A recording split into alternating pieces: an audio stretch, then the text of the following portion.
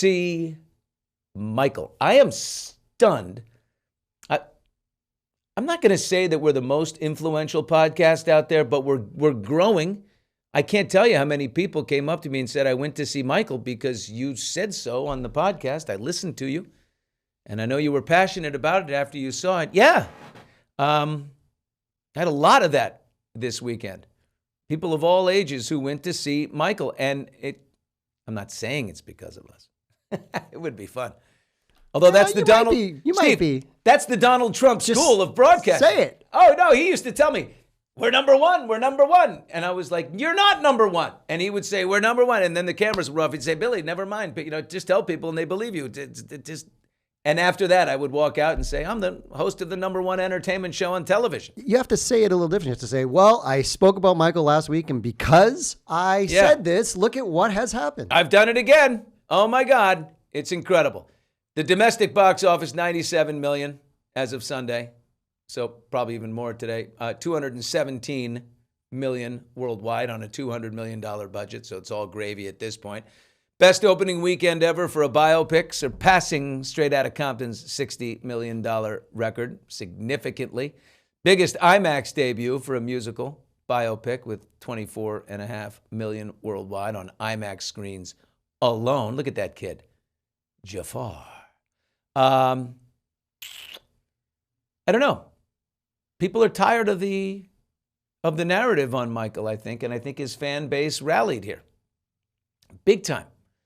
I can say this, the whole thing rubbed Paris Jackson, Michael's daughter, the wrong way. She did not participate. Her brothers, Prince and BG, did.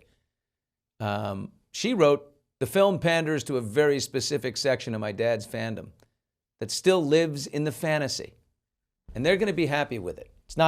It's Hollywood. It's Fantasyland. It's not real. But it's sold to you as real, accusing the film of containing a lot of inaccuracy and just kind of full-blown lies, which seems cryptic and odd to me because, what parts are bullshit in there? It seemed like it was pretty positive, and doesn't she want a positive movie for her dad? I don't know. She says, I wasn't involved at all aside from giving feedback on the first draft and then getting the feedback that, we're not actually going to address your notes at all. And I was like, all right, well, fuck me. So I just butted out. I've left it alone. It's not my project. Now, the backstory that sparked it, Coleman Domingo, who plays Joe Jackson in the film, brilliantly, I will add, had praised Paris and Prince Jackson for supporting the movie, telling People magazine that they're very much in support of our film. Paris fired right back on Instagram and said, don't be telling people I was helpful on the set of a movie I had 0% involvement in. LOL. That's just weird. She also skipped the world premiere in Berlin on April 10th. Her brothers, again, supported and did go. A lot of critics, spoke out against the sanitizing of Michael Jackson's legacy, saying it's basically a highlight reel, a PR piece, not a real look at his life. Well, I'll tell you this. They had a lot more of that movie shot. 30% of what they filmed did not make it to the big screen because one of Michael's accusers, Jordy Chandler, his settlement said specifically that he could not be depicted in any movie. So the Jackson estate made a big mistake here, a big oversight. They had to call Graham King, the producer, and say, sorry, we made a mistake here, a little bit of an oversight. We can't use any of that stuff having to do with Jordy Chandler. They shot a lot of that, but they tried to include that part in the movie. It was originally a more balanced film in that regard. But look, you've got the fans who also, and the family, who say, finally, can we honor somebody for his cultural impact, his brilliance, who, by the way, was acquitted on all criminal charges. All right. Question on screen here from the comment section. Christina Holiday says, heard they took the abuse Michael had growing up out. No, you saw a little bit of it when he was a kid. The movie goes from 1966 to 1988, 22 years. And when Michael was little in the Jackson 5 and Joe Jackson was, obsessively riding these kids and working them hard at night in the family living room because he was deathly afraid that they would end up in the steel mill like him. That's the good part of Joe. He was obsessed with keeping them in line. And yeah, he would beat Michael.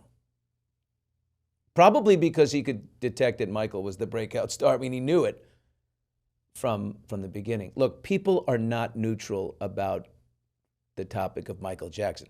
Michael Jackson's like country music. You either love it or you hate it. There's not much in between.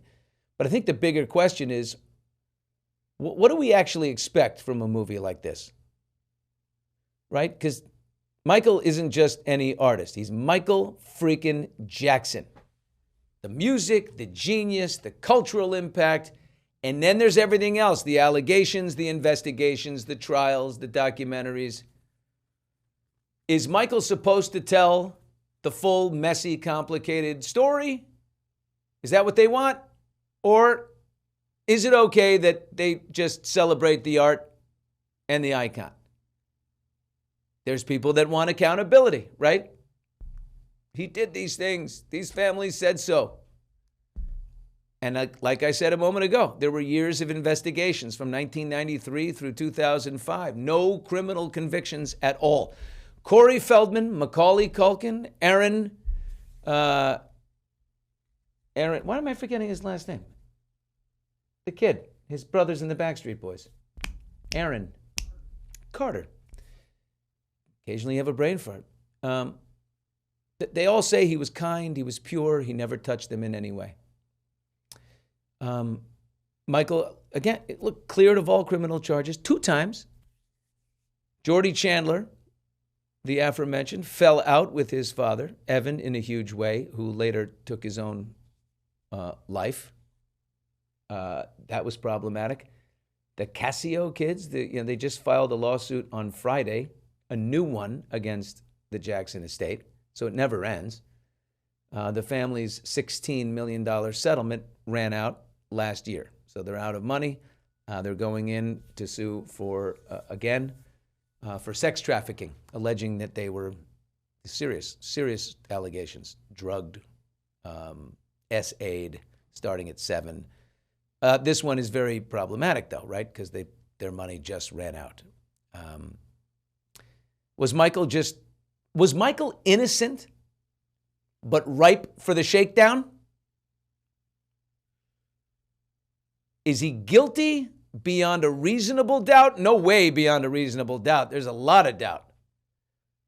A lot of people just made it clear, though, they want to hold on to what he meant to them.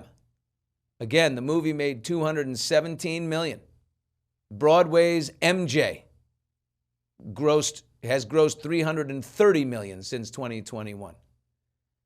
Michael has surpassed 50 million monthly listeners on Spotify. Wait for the bump that they get from Off the Wall and Bad now that the movie has been out there and succeeded. The question, it just becomes, are we watching history or are we watching legacy management? Who gets to decide the story? And why does only the darkest version get treated as the truth, but a more sympathetic version gets called propaganda? Look, what happens next is interesting. They have 30% of another movie already shot. A lot of footage. What do they do now? I can guarantee you they were waiting.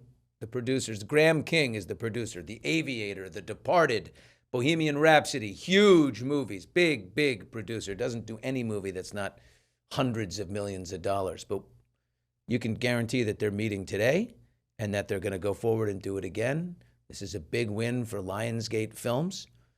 I got to tell you, the CEO of Lionsgate is a friend of mine. We played 9 holes of golf yesterday in celebration.